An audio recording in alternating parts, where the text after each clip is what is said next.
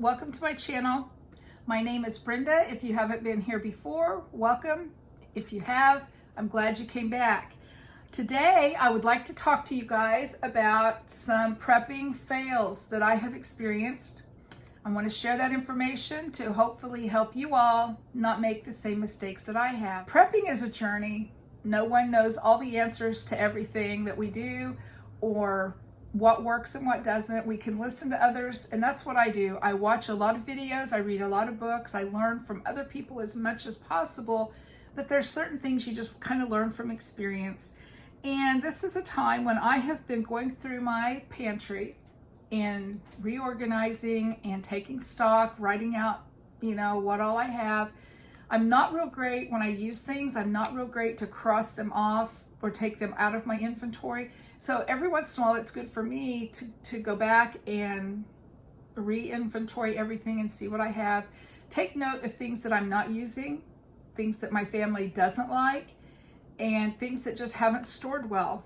I make note of that and try to make adjustments there.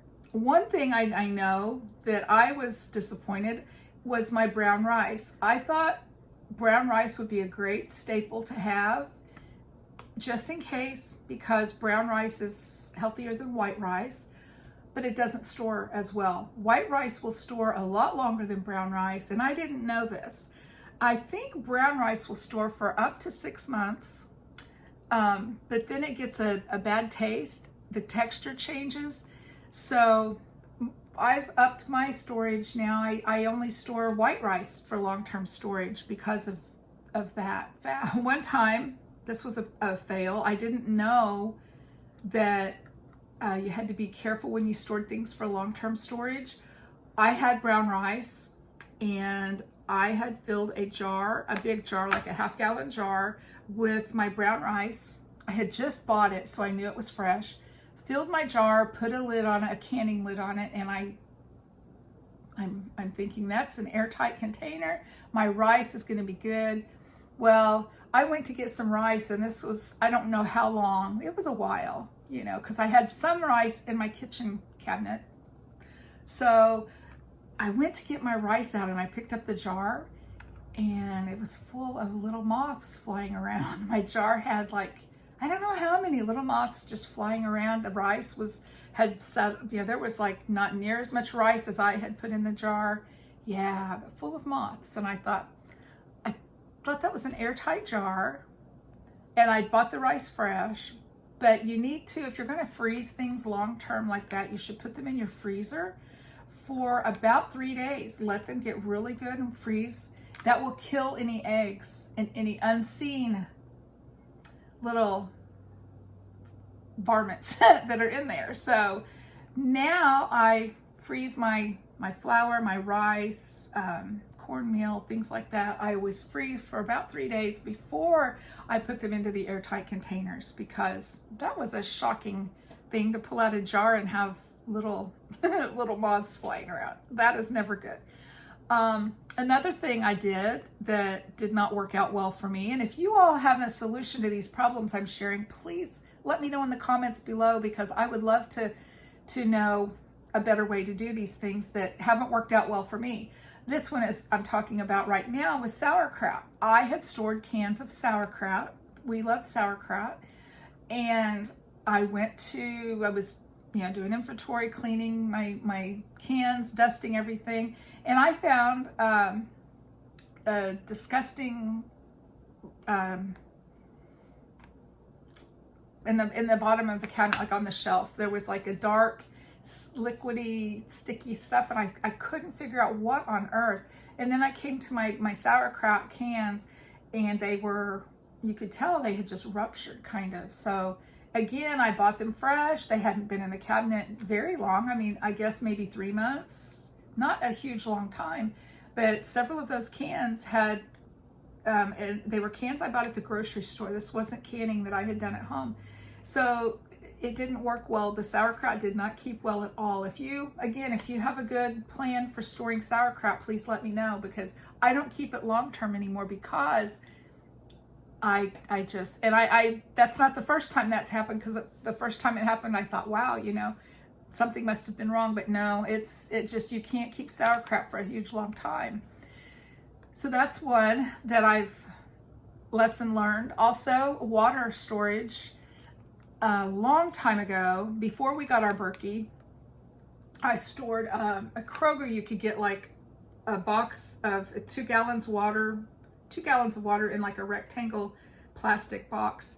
I bought several of those because I thought those would store so nice. I had a closet, and in the top of the closet on that shelf, I lined up my things of water. And I had some in another area of our house as well. And those were not good for long-term storage. I don't know if it was the container, the plastic that it came in, or if it was the weight of the water, like a larger container of water like that, but they all leaked. And I ended up with a mess. The closet shelf was warped by the time I found the problem. I had clothing that had been wet and then mildewed, and yeah, that was a very bad experience on my part.